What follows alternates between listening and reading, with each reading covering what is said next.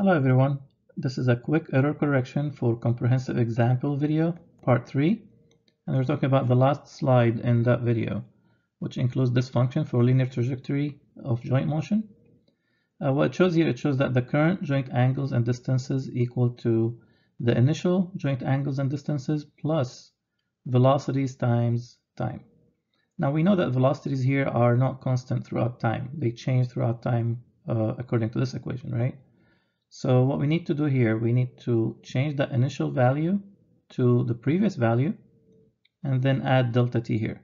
So what we're adding the previous value plus the velocities of that time moment times the delta t for that time moment. So this would correct this equation. And if we get rid of this and put the correction back, that gives me the right trajectory function for the joint motion.